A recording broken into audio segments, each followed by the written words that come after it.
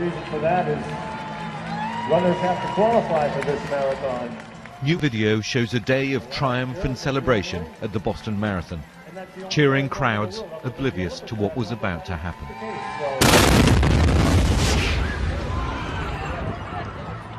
The police want more photos or videos from the day. Someone may have unwittingly filmed the person responsible.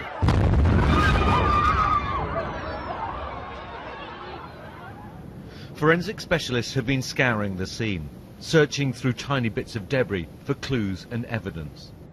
As President Obama has said, the FBI is investigating this as an act of terrorism, and the full force of the federal government will support the response and the investigation. Investigators now think explosives were packed into pressure cookers. These mangled pieces of metal are all that remains. These pots have been used in homemade bombs by extremist groups before. They've also recovered a circuit board which is being examined, and a backpack which may have been used to hide the devices.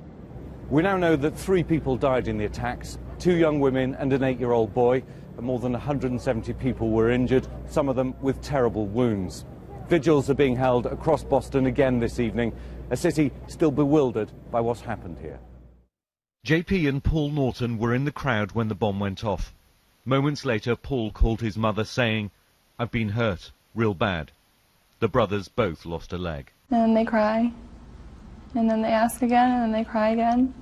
And it just makes me sad to know that, like, one's just worried about the other while he knows that his leg is gone. It's just, like, heartbreaking. All of the victims have now been identified. Crystal Campbell was one of 3 killed. Her mother paid an emotional tribute to her dead daughter. I couldn't ask for a better daughter. I can't believe this has happened. She was such a hard worker at everything she did. This doesn't make any sense. Boston is a city that mourns for its dead. Tomorrow, President Obama comes here to share in their grief and to reassure a nation shaken by the attacks on the marathon. Ian Pannell, BBC News in Boston.